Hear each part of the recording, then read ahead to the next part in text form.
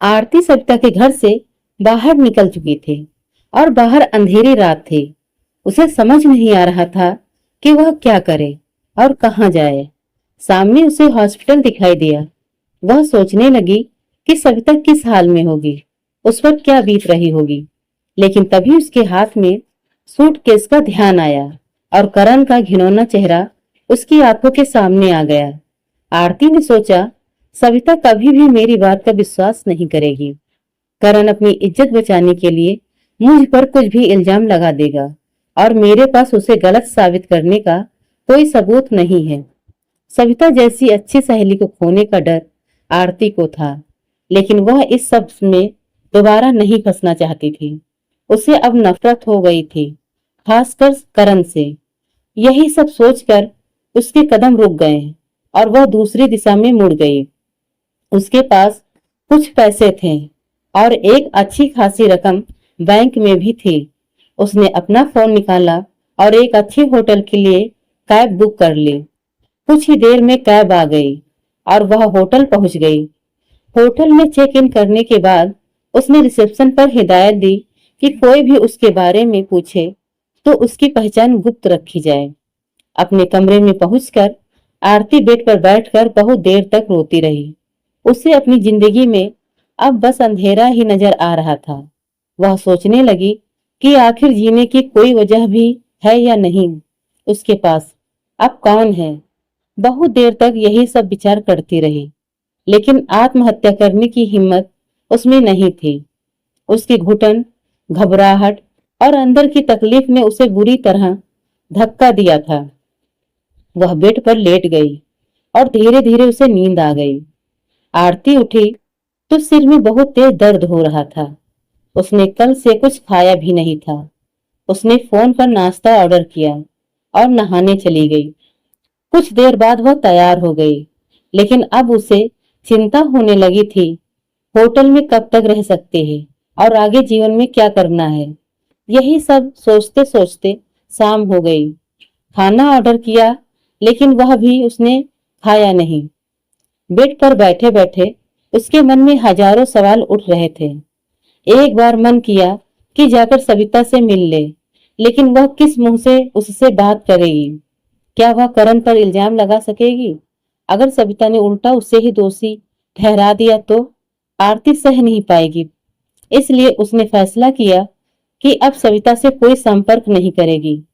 दूसरी ओर जब सविता को लगा कि उसका बच्चा नहीं रहा तो वह बेहोश हो गई।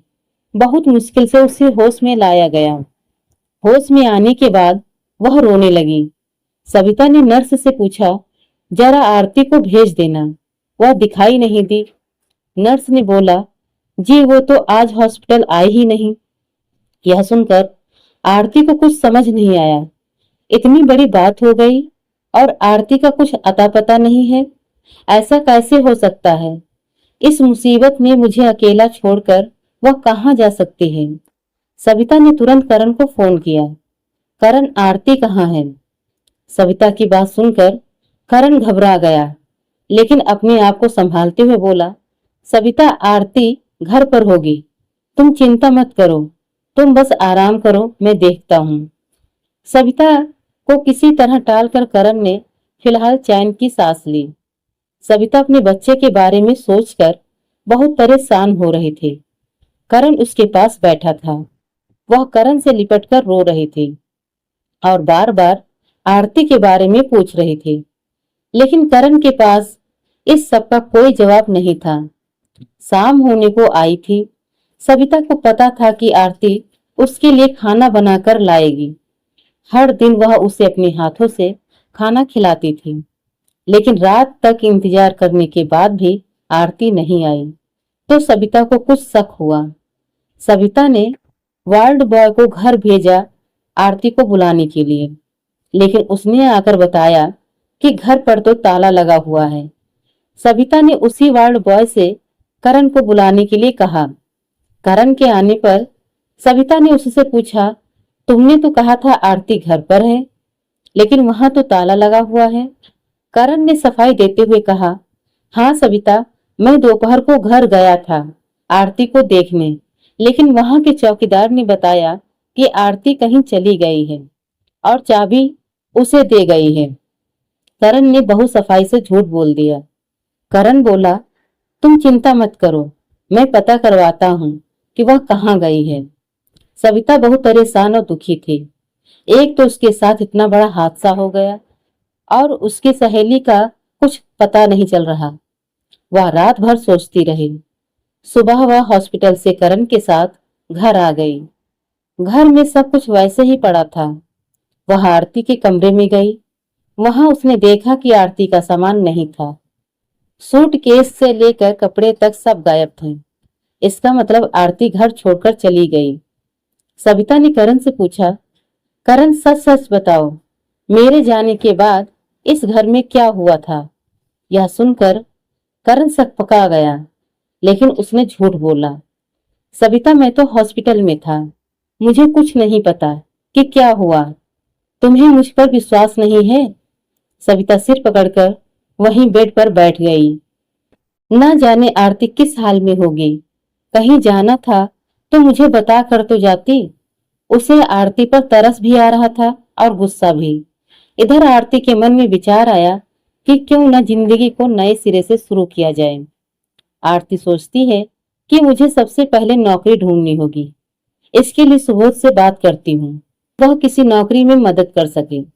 उसने सुबोध को फोन मिलाया। आरती ने कहा, सुबोध, मुझे तुमसे कुछ जरूरी बात करनी थी।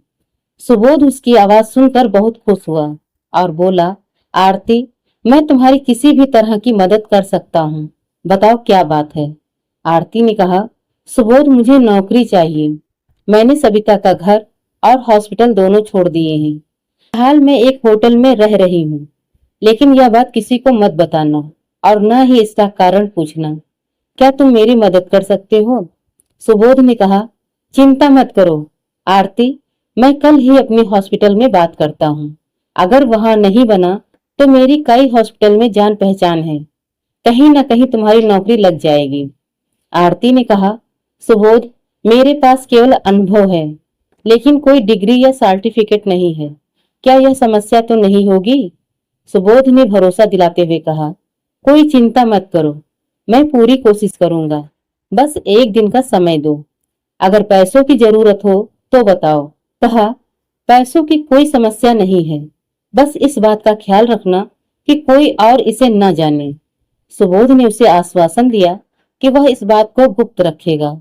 अगले दिन सुबोध ने फोन किया और कहा, आरती, मैंने अपनी हॉस्पिटल में बात कर ली है, तुम एक बार आकर मिल सकती हो। क्या तुम अभी आ सकती हो? आरती तैयार होकर सुबोध के हॉस्पिटल पहुंच गई। वहां उसका इंटरव्यू हुआ। सुबोध ने उसकी जिम्मेदारी लेते हुए उसे 3 महीने के ट्रायल पर रखवा दिया। आरती बहुत खुश थी। सुबोध उसे बाहर तक छोड़ने आया और कहा, आरती, मुझे यकीन है कि तुम जल्द ही यहाँ सबका दिल जीत लोगी। आरती अपने जीवन के नए अध्याय की शुरुआत कर रही थी। वह हॉस्पिटल में काम करने लगी थी और सुबोध की मदद से उसने एक नया फ्लैट भी किराए पर ले लिया था। सुबोध ने आरती को एक फ्लैट दिखाया जो उसके काम के पास था। आरती ने सुबोध पर विश्वास जताते हुए कहा कि वह फ्लैट ठीक ही होगा और अगले दिन वह होटल से चेकआउट कर फ्लैट में शिफ्ट हो गई। हॉस्पिटल में सुबोध ने आरती को सभी कर्मचारियों से मिलवाया और काम के बारे में बताया। धीरे धीरे आरती हॉस्पिटल के काम में रमने लगी और उसका वहां सम्मान बढ़ने लगा। इधर आरती अपने फ्लैट में अकेली रह रही थी। सुबोध उसकी समय समय पर मदद कर रहा था और उसकी हर जरूरत का ध्यान रखता था। एक दिन सुबोध आरती के घर आया और उसे खाना लेकर आया, क्योंकि उसे पता था कि आरती अकेले खाना नहीं बनाना चाहेगी। दोनों ने साथ में खाना खाया और सुबोध ने आरती को मार्केट जाकर कुछ जरूरी सामान खरीदने का सुझाव दिया। आरती धीरे धीरे सुबोध के सहारे अपनी पुरानी जिंदगी से उबरने लगी।